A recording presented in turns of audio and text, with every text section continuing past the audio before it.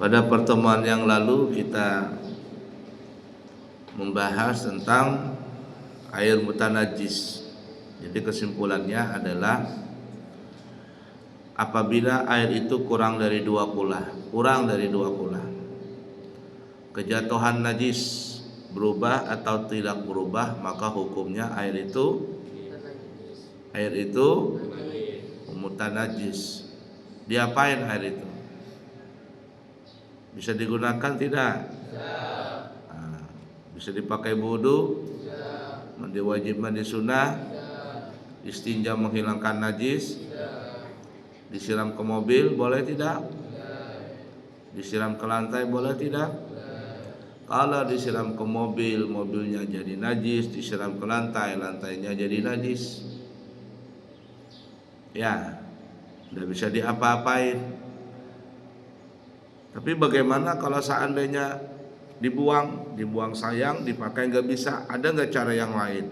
Nanti ada caranya, kita akan sampai. Itu kalau kurang dari 2 kula. Tapi kalau lebih dari 2 kula atau lebih, berapa 2 kula kemarin? 217 liter. Apabila airnya 2 kula atau banyak, kejatuhan najis, hukumnya najis atau tidak? Najis atau tidak? Kenapa tidak? Lebih dari 2 kula. Nah, masih salah jawabannya. Najis atau tidak? Jawabannya dilihat dulu, jangan langsung tidak. Kalau air itu 2 kula atau lebih, kejatuhan najis atau tidak? Dilihat dulu. Ada perinciannya. Perinciannya ada. Gimana perinciannya? Apabila air yang 2 kula atau lebih, kejatuhan najis tidak berubah, baik baunya atau rasanya atau warnanya, maka hukum air itu suci apa? Kurang lengkap kalimatnya. Suci apa? Suci mensucikan. Angkat najisnya, air itu suci mensucikan. Begitu kalau jawab yang lengkap. Kalau seandainya berubah, gimana? La ilaha illallah, maka hukumnya mutanajis. Kalau mutanajis diapain itu air? Bukan dibuang, nggak bisa diapa-apain dulu. Jangan langsung dibuang. Nanti ada caranya supaya nggak dibuang. Nggak bisa digunakan, nggak bisa diapa-apain. Paham nggak caranya?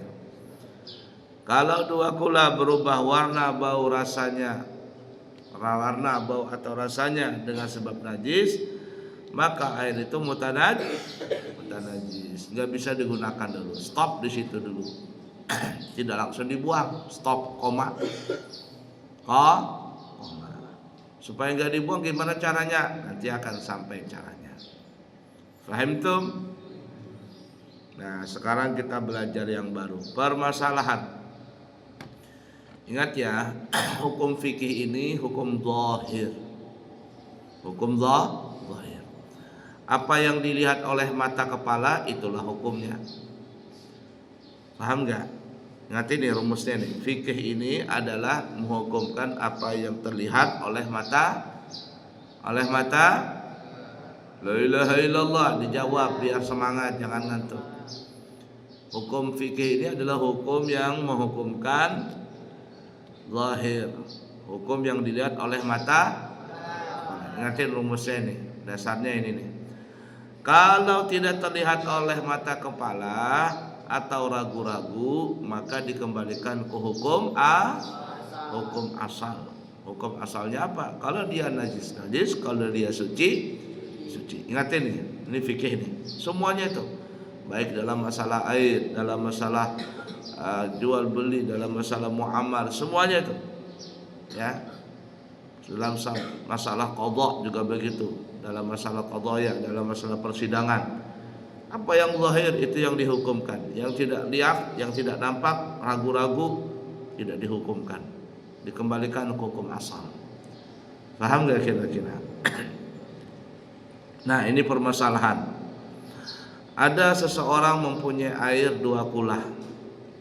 2 kula.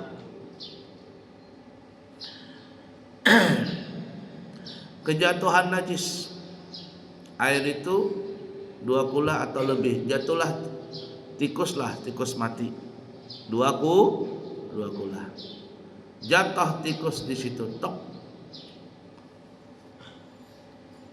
Kemudian berubah, tapi rubahnya ini kita ragu-ragu. Karena di situ ada juga lumut, ada juga tikus mati. Nah, air ini berubah warnanya hijau. Tapi di situ ada 2 penyebab. Ada bangkai tikus mati, ada juga lumut. Paham gak kira-kira? Cuman kita ragu-ragu, ini warnanya hijau. Warnanya hijau. Baunya seperti biasa. Rasanya seperti biasa umpama, cuman warnanya hijau. Lumut najis atau suci? Najis atau suci lumut? Nah, lumutnya tumbuh sendiri.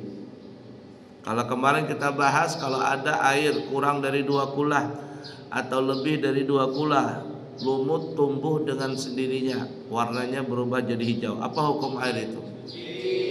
Kurang lengkap. Suci mensucikan. Begitu cara belajar. Masih hukumnya mutlak. Mensucikan. Nah sekarang ini la ilaha illallah, sampingnya dilihatin, ditegur.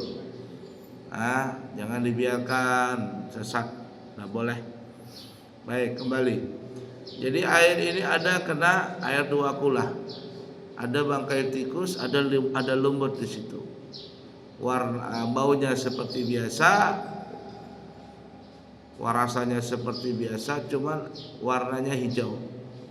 Kita ragu-ragu, apakah ini air berubah menjadi hijau karena bangkai tikus atau karena lumut? Lumut warnanya apa tadi? Hijau. Najis atau suci?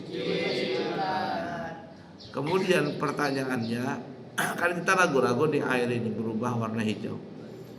Pertanyaannya, apa hukum air tersebut? Suci mensucikankah atau najis?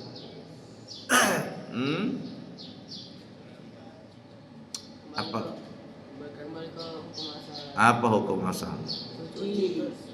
Apa jawabannya? Suci mensucikan. Kenapa kok kembali ke hukum asal suci mensucikan? Karena ragu-ragunya di mana tadi? Ragu-ragu apakah warna ini disebabkan lumut ataukah disebabkan bangkai? Karena biasanya bau bangkai, karena bangkai itu biasanya bukan warna hijau, tapi warna apa ya? Hitam. Paham gak? Biasanya kalau ada bangkai, air itu berubah jadi warna hitam. Nah ini kita ragu-ragu, hijau lumut kah hijau tikus?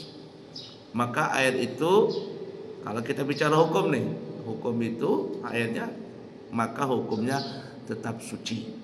Kenapa? Karena ada keraguan-raguan di situ. Nah, lain kalau seandainya, wah ini lumut, ini tikus, antara hijau ketemu hitam, jadi apa biasanya itu? Hitam. Kalau hijau ketemu hitam, coba dikasih kombinasi warna itu apa jadinya? Wow, ini pasti campur ini. Kalau kita sudah yakin ini tercampur bangkai, maka air itu hukumnya najis hukumnya. Fahim tuh? Nah ingatin ya, itu hukum fikih. Fikih itu menghukumkan apa yang terlihat oleh mata,